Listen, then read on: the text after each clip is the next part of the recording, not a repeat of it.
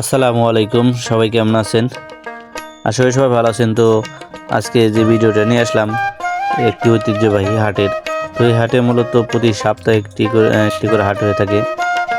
এই হাটটি মূলত শুক্রবারে হয়ে থাকে। তো এই হাটটি আপনারা যারা দূর দূরান্ত থেকে আসতে চান, তো মূলত সকাল 11টা থেকে আপনার বিকেল 4টা বা 5টা পর্যন্ত গরু হাটটা থাকে। তো এই যে আপনার গরু হাট, তো মূলত বৃষ্টির কারণে হাটের অবস্থা এরকম হয়েছে, পানির নিষ্কাশনের কোনো ব্যবস্থা নাই, যার কারণে হাটের এই অবস্থা।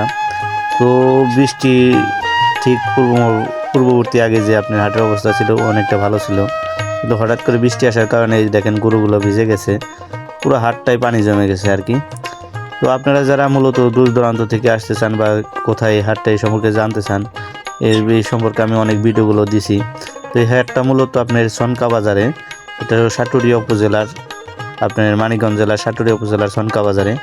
তো এই হাটটা মূলত আপনার বিভিন্ন অঞ্চলের গরু আসে বা ছাগলগুলো আসে, নাগরপুর প্লাস আপনার দৌলতপুর আশেপাশে সাটুরিয়া আছে, বিভিন্ন দূর দূরান্ত থেকে গরু ছাগলগুলো উঠে থাকে। তো এই হলো আজকের ভিডিও। তো সবার যদি আপনাদের যদি আরও কোনো তথ্য বা অন্য কোনো বিষয় জানার থাকে, অবশ্যই আমার কমেন্টে বা ফেসবুকে বা অথবা ইউটিউবে আপনারা জানাবেন। তো সকলে ভালো থাকবেন, সুস্থ থাকবেন। আজকের মতো এই পর্যন্তই।